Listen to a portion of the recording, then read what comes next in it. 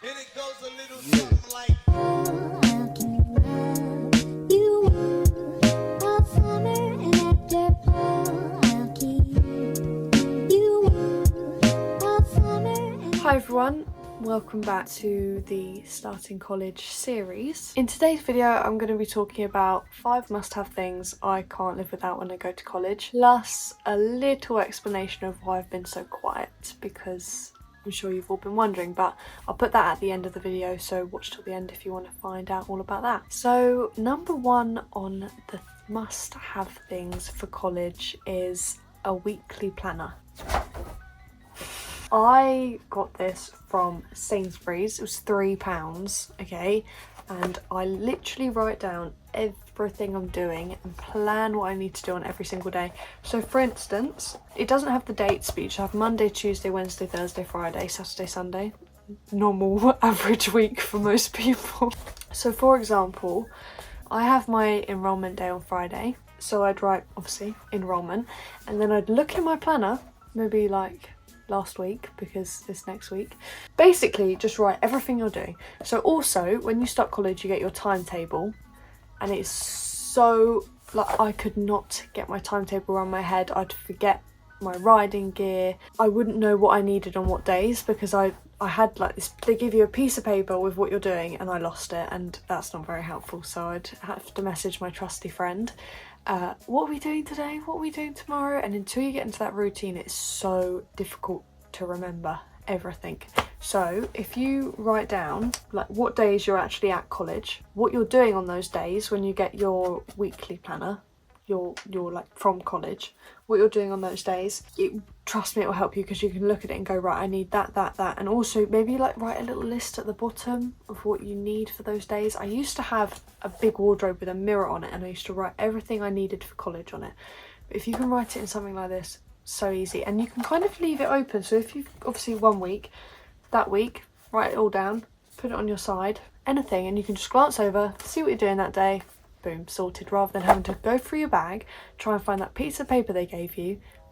Honestly, it's a waste of time. Just grab yourself one of these. They're only £3 from Sainsbury's, and also does that just look really aesthetically pleasing? I'm a big fan of rose gold. I think that's actually copper, but it's going to pass for rose gold.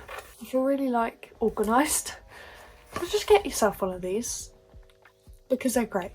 The next thing you need is definitely a must-have, because if you get stranded at college and you can't find someone that has a charger or anything, and you haven't got chargers, the next thing you need is a power bank.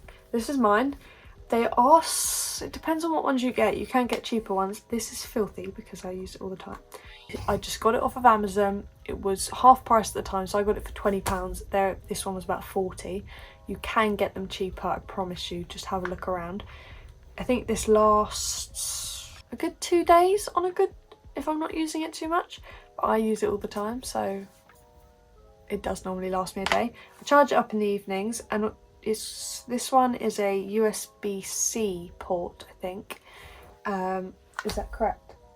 Like every other power bank, yeah.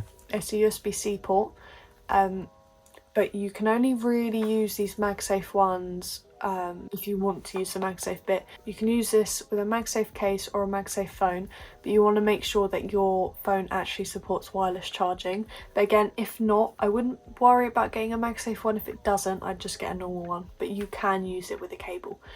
But it's a lifesaver, because if you're on emergency on 2%, oh yeah, I've got that in my bag, and you're not near a charger, it's just really helpful, especially if you get the bus, because my bus journey is 2 hours and I'm going to be on my phone for most of that, so it's always helpful.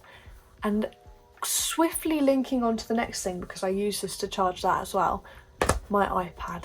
I cannot live without this, because the reason being, searching things up, and I've got all my Word documents on here. It's not just an iPad, okay? So you've got the iPad element, okay? It's a computer as well. So I can do all my work, I can type, and it's a case. I don't want it to bang. It's a case as well, and it just attaches, so I can use it as a normal iPad or as a computer. If you have an iPad and you don't have a computer, I do recommend buying one of these cases. This one was again off Amazon. Most of my stuff's on Amazon, and it's by Artec, Doug. I was reading it. I'm just saying, if you have spent it on an iPad in the past, you can get these for all sorts of sizes. I just recommend getting this. I think this one was about £40, £30, rather than buying a whole nother computer, because that will definitely cost you more. And if it breaks, you can replace it, so it's not that big a deal. Also, I did get this case to keep it clean in my bag, because when you're starting at Equine College, you tend to chuck all sorts of random things in your bag just from experience, and it always gets scratched. So we've got this bad boy, waterproof case. This was again £15 off Amazon. I think it's a running theme here. This is a must-have. The next thing, cables. Have every single cable, well, don't have every single cable, but if you've got, say, an iPad that has a USB-C, I've got a USB-C to normal USB, so I can plug it into a plug into the wall. I've got USB-C to USB-C, so I can plug it into my iPad. All I'm saying is I have every cable for every occasion, because you never know what's going to happen. I plug this into that, I plug it into my phone, but you've got to make sure you've got the right ends, okay? Just a little top tip. I would get all my cables up, but they're all nice and neatly away in my bag, so... But that is just something you need. And last but not least, it's not my last one, because I have something else. These bad boys. Now, Doug got me these for my birthday. The sun is coming through the sky. It looks like it's burning my curtains. So Doug got me these for my birthday. Late sort of birthday present. Because when you're on a bus for 2 hours, there is nothing better than putting these in, listening to music, listening to Netflix. You tend to watch that as well, but it's up to you, personal preference. Podcasts, all sorts. Just grab yourself. These obviously aren't cheap, but get some, if you can't afford them, get cheap ones. Honestly, they do pretty much the same job. So that is kind of the last major thing I recommend having, especially also if you're in a class and there's quite a few people and you just want to relax and do your work. So this is the last thing actually, because you never know when you might get a bit hungry.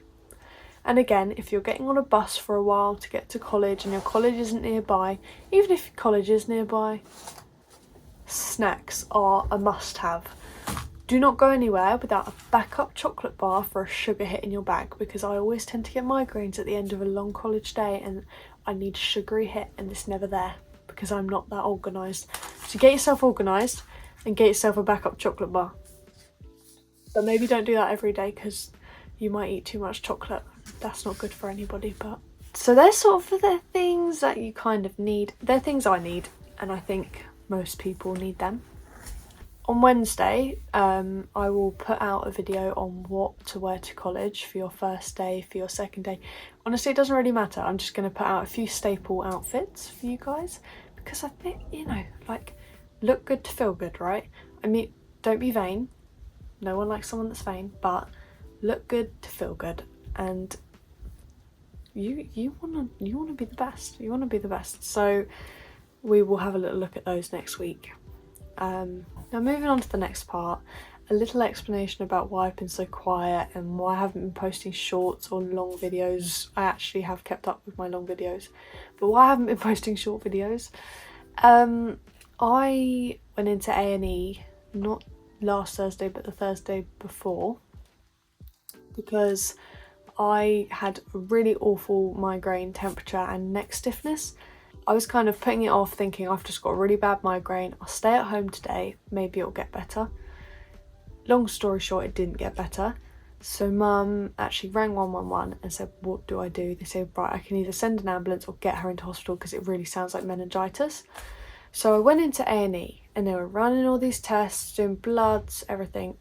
The bloods came back very low infection rate, so they were like, you've got symptoms of meningitis, your bloods aren't showing anything, we're going to do a CT. CT showed changes on my brain, but that could just be interference from my teeth. Not just my teeth, my braces, sorry. You're doing all these tests best you can, it's late, you're tired, we're going to take this seriously because you are being genuine. I was like, thank you. They could have just sent me home. So in the end, I was in A&E for 11 hours, while they were sorting bits and bobs out. So I had obviously the chucked cannula in and got me on IV antiviral and antibacterial drips. And we got up there, and within a couple days I still felt pretty rough, but they had decided that the best thing to do was to do they did do an MRI first, but my braces kind of got in the way. They did see changes on my pituitary gland, but that's being investigated once my braces were off. But so they did an MRI, nothing too obvious, which is good. So they decided to do a lumbar puncture, which I'm not gonna lie, wasn't the most comfortable of things, but it wasn't as bad as I thought.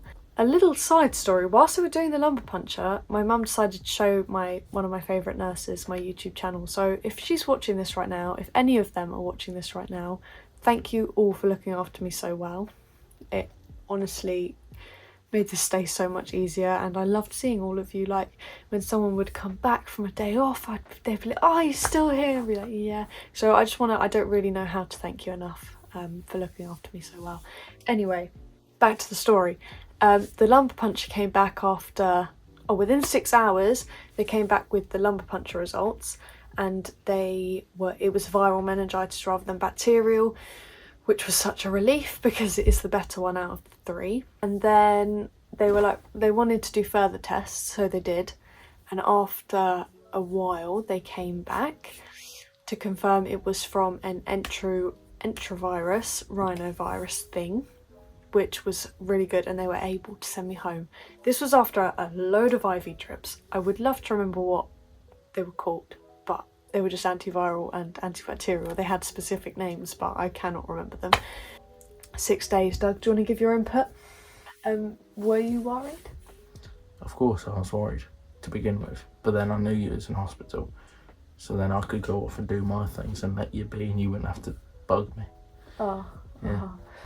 I hope you enjoyed this video. Good luck if you're starting college this week. You'll be fine. Honestly, you've done your enrolment day. I just did my enrolment today, yeah. And it was easy as peasy, wasn't it? Yeah, apart from the fact that Your photos were good. my photo's a bit horrible. Just don't worry about your photo because they never look good. Comment down below how they go, message me, and we can share all your first day stories if you would like. You have to obviously tell me that you want me to share them. So I'm going to end this video here. I hope you enjoyed. I hope you enjoyed this video. Please like and subscribe, and we'll see you in the next one. Goodbye. Goodbye.